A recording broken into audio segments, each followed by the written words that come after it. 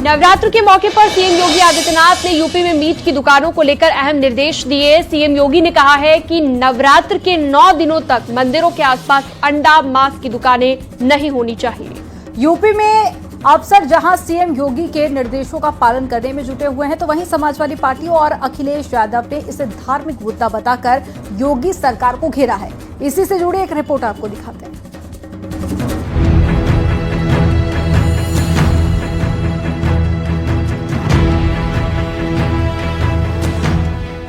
UP से दिल्ली तक सड़क पर नवरात्र में मटन पॉलिटिक्स जारी है। संतों और नेताओं ने अपील की है कि मंदिरों के बाहर या मंदिरों के रास्ते पर पड़ने वाले मीट की दुकानों को पूरी तरह से बंद कर दिया जाए, क्योंकि रास्तों पर मीट की दुकान इन पवित्र दिनों में आस्था पर चोट देती है। यूपी के सीएम योगी आदित्यनाथ ने मीट की दुकानों को लेकर अहम निर्देश दिए हैं। सीएम योगी ने कहा है कि नवरात्रि के 9 दिनों तक मंदिरों के आसपास अंडा मांस की दुकानें नहीं होनी चाहिए। प्रशासन सुनिश्चित करे कि कहीं अवैध स्लॉटरिंग ना हो।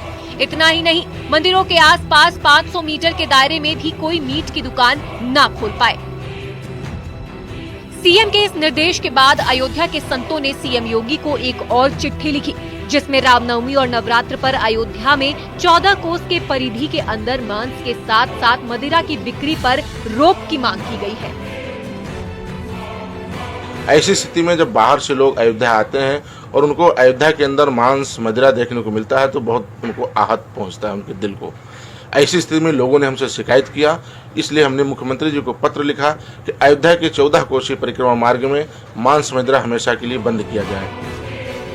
मिर्जापुर में बीजेपी विधायक ने नवरात्र में मांस बिक्री पर कहा है कि सार्वजनिक स्थान पर मांस बिक्री ना हो, बंद कमरे में मांस खाएं। दूर दराज से तीर्थ यात्री आते हैं, उनके सामने जानवर कटने का काम होगा तो कई लोग बेहोश हो सकते हैं। हाँ, खुले में न किया जाए। अगर कर रहे हैं तो कहीं अपने गली में, जहाँ से यात्रियों का आना जाना न हो। कैसे हमारे दूर दराज से तीर्थ यात्री आते हैं और जब उनके सामने अगर कटने का काम होगा तो उनको दिक्कत होगा, कई लोग बेहोश होकर गिर भी सकते हैं।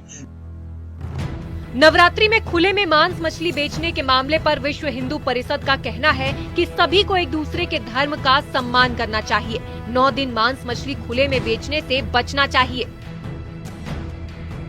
जहाँ कई धर्मों के लोग रहते हों, वहाँ एक दूसरे की सेंसिटिविटीज का ध्यान रखना चाहिए। तो इन 9 दिनों में अगर मुसलमान भाई भी ये तय करें कि वो हिंदुओं की भावनाओं का सम्मान करेंगे, खुले में नहीं बेचेंगे, अच्छा होगा। और अगर कुछ लोग सम्मान नहीं करें इस बात का तो कानून के द्वारा हो। हम तो सहमत हैं इससे।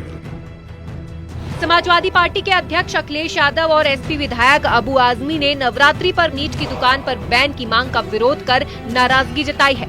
उन्होंने कहा कि देश में अघोषित आपातकाल है, इसलिए इस सरकार की जो नीयत है, जो मंशा है, जो उनका फोकस है, जो उनकी स्ट्रेटेजी है, वो ये है कि बुनियादी सवाल न पूछे जाएं, बुनियादी सवालों पर चर्चा न हो। इसीलिए धार्मिक ये सवाल उठाए जाते हैं। लगता है कि डिक्टेटरशिप आ गई है।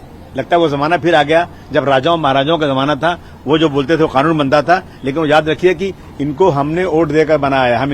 हम इनके रियाया नहीं, प्रजा नहीं है। हम इनको चुन करके लाने वाले, हम मालिक इनके हैं। लेकिन ये लोग अपनी मनमानी जो कर रहे हैं ना, इन चीजों का नतीजा है ये जो हो रहा है। इमरजेंसी आ गई है सर, देश में वापस अनडिक्लेयर इमरजेंसी है, अनडिक्लेयर हिंदू राष्ट्र है। सुल्तानपुर में नवरात्रि पर मंदिरों में भक्तों का भीड़ बढ़ने के साथ पुलिस कर्मियों की तैनाती की गई है। प्रमुख सड़कों पर मीट की दुकान को लेकर पुलिस का कहना है कि मीट की दुकानें बंद करवाई जाएंगी। अभी तो इस तरह का ये निर्देश तो प्रशासन की तरफ से मिलेगा। अगर मजिस्ट्रेट का आदेश होगा तो हम लोग उसका पालन कराएंगे। लेकिन जो मुख्य मार्ग पर या मुख्य मंदिरों के आसपास जो इस तरह की दुकानें हैं उसको जरूर हम बंद करवाने का प्रयास करेंगे। सीएम योगी ने निर्देश दिए हैं, नवरात्रि में कहीं पर खुले में कोई मीट नहीं बेचा जाएगा और रामनवमी के दिन सभी मीट की दुकानें बंद रहेंगी, जिस पर सियासी घमासान जारी है।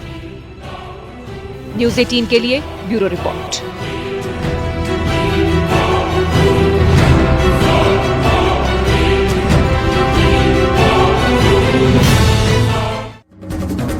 ईद से पहले ही मौलाना और सियासी दलों के नेता विवादित और भड़काऊ बयान दे रहे हैं। ईद को लेकर मौलाना तौकीर रजा ने विवादित बयान दिया कि संभल में बच्चों का कत्ल हुआ है, इसलिए ईद पर नए कपड़े पहनने से परहेज करें। वहीं एसपी नेता ने भी काली पट्टी बांधने की वकालत की है, जिस पर बीजेपी का ये कहना है कि मौलाना और एसपी नेता मुस्लिमों को बरगलाने का काम कर रहे हैं, भड़काऊ बयानों से विवाद खड़ा करना चाहते हैं। इसी को लेकर एक रिपोर्ट आपको दिखाते हैं।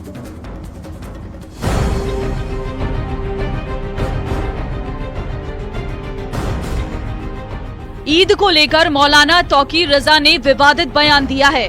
तौकीर रजा ने कहा है कि इस बार ईद खुशी की नहीं गम की ईद होगी। उन्होंने आरोप लगाया कि संभल में हमारे बच्चे कत्ल किए गए, इसलिए ईद सादगी से मनाई जाएगी। लोगों से अपील की है कि वो नए कपड़े नहीं पहने। इस साल फैसला ये किया गया है कि इस साल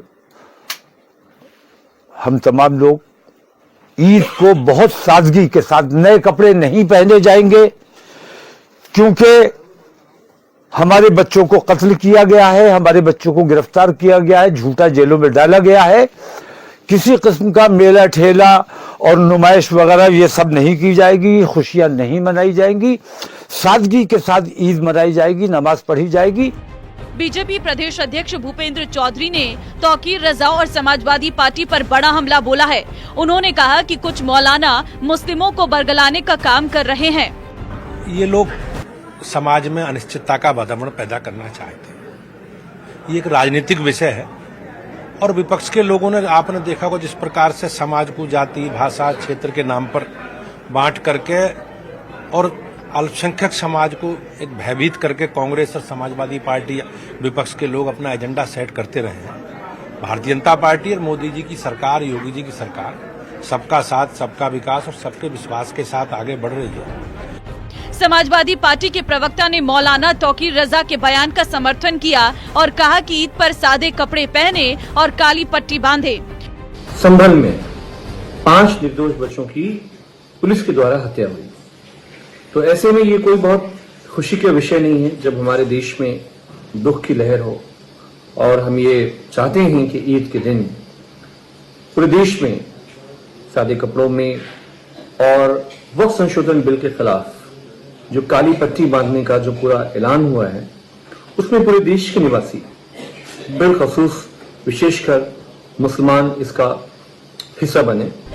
मौलाना और समाजवादी पार्टी के बयान पर बीजेपी प्रवक्ता ने पलटवार किया है। प्रेम और सौहार्द की जगह पे नफरत का कोई स्थान नहीं। ईद में तौकीर रजा जैसे बयान का कोई स्थान नहीं। लिहाजा सभी लोग धूमधाम से ईद मनाएंगे और तौकीर रजा अपने नफरत पे पश्चाताप करेंगे। मौलाना तौकीर रजा ने प्रशासन को खुली चुनौती दी है। उन्होंने कहा कि वो सड़क पर खड़े होकर नमाज पढ़ेंगे, देखेंगे उन्हें कौन रोकता है। हमारे मजहबी मामले में दखल ना दें, अगर दखल देंगे तो हम अब जवाब देंगे। मेरा देश है यार, मैं कहीं पे भी खड़े होकर नमाज पढ़ूंगा और देखूंगा कि मुझे नमाज पढ़ने से कौन रोकेगा। जब हम तुम्हें पूजा करने से नहीं रोकते हैं, हम तुम्हारे रास्ते की रुकावट नहीं बनते हैं, तो हमारे मजहबी मामलात में मदाखलत अगर करोगे तो फिर अब इसका जवाब दिया जाएगा। हमें नमाज पढ़ने से नहीं रोक सकते, हमारी मस्जिदों पर अब तुम बुलडोजर नहीं चला सकते। जो कुछ भी हुआ है आज तक तुमने जो किया है वो सरासर बेईमानी थी। आत्ममंथन करो कि तुम जो कर रहे हो और मुगलों ने जो किया है उसमें कितना अंतर है। ईद को लेकर सियासी बयानबाजी तेज हो गई है। मौलाना और समाजवादी पार्टी के बयान पर वार पलटवार जारी है। न्यूज़ 18 के लिए ब्यूरो रिपोर्ट।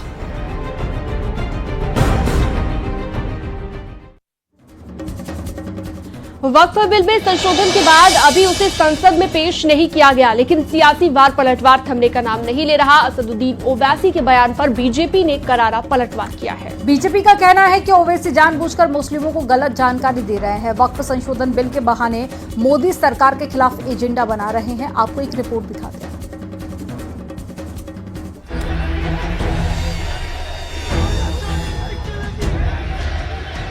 वक्फ बिल पर सियासी घमासान थमने का नाम नहीं ले रहा।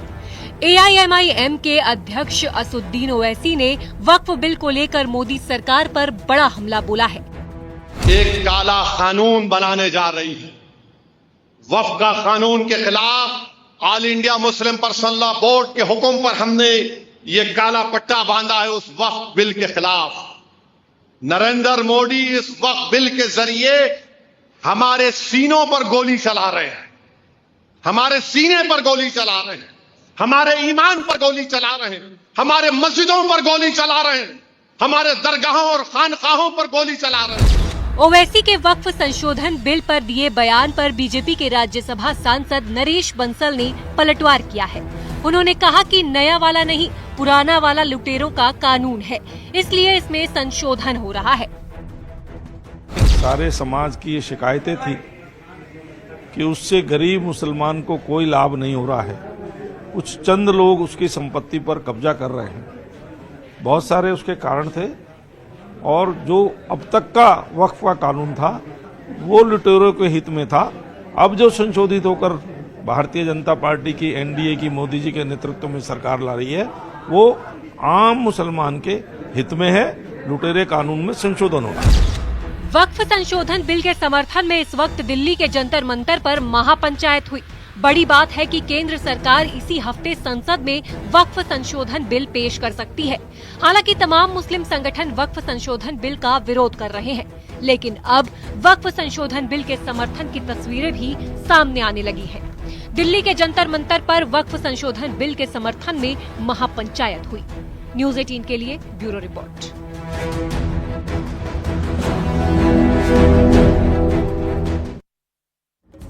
पीएम मोदी आज नागपुर के दौरे पर रहे। इस मौके पर पीएम मोदी आरएसएस के हेडक्वार्टर भी पहुंचे और महाराष्ट्र के मुख्यमंत्री देवेंद्र फडणवीस ने भी उनका स्वागत किया।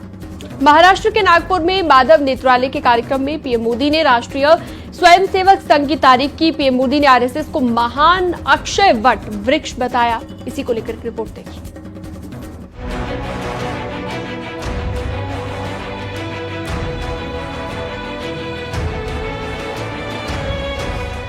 पीएम मोदी ने 12 साल बाद आरएसएस के मुख्यालय का दौरा किया, जहां उन्होंने हेडगेवार स्मृति स्थल पहुंचकर आरएसएस संस्थापक डॉक्टर हेडगेवार को श्रद्धांजलि दी।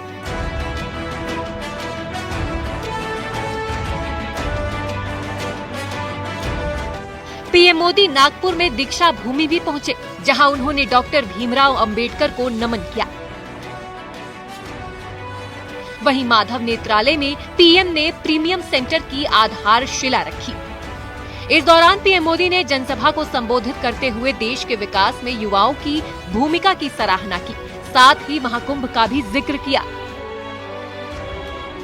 आज के भारत का युवा अपनी विरासत पर गर्व करते हुए, अपनी संस्कृति पर गर्व करते हुए चल रहा है। अभी हमने प्रयागराज महाकुंभ में देखा, आज की युवा पीढ़ी लाखों करोड़ों की संख्या में महाकुंभ में पहुंची और इस सनातन परंपरा से जुड़कर गौरव से भर उठी। महाराष्ट्र के नागपुर में माधव नेत्रालय के कार्यक्रम में पीएम मोदी ने राष्ट्रीय स्वयंसेवक संघ की तारीफ की। पीएम मोदी ने आरएसएस को महान अक्षय वट वृक्ष बताया। माधव नेत्रालय एक ऐसा संस्थान है जो अनेक दशकों से पूज्य गुरु जी के आदर्शों पर लाखों लोगों की सेवा कर रहा है। राष्ट्रीय चेतना के संरक्षण और संवर्धन के लिए जो विचार बीज 100 साल पहले बोला गया, वो महान वटवृक्ष के रूप में आज दुनिया के सामने है। माधव नेत्रालय आई इंस्टीट्यूट और रिसर्च सेंटर का एक नया विस्तार होगा, जिसे साल 2014 में गोलवलकर की याद में स्थापित किया गया था। सूत्र के मुताबिक पीएम मोदी ने संघ के पुराने कार्यकर्ताओं से मिलकर अपने पुराने दिन को याद किया और कहा कि नववर्ष पर यहां आना सौभाग्य की बात है। न्यूज़ 18 के लिए ब्यूरो रिपोर्ट।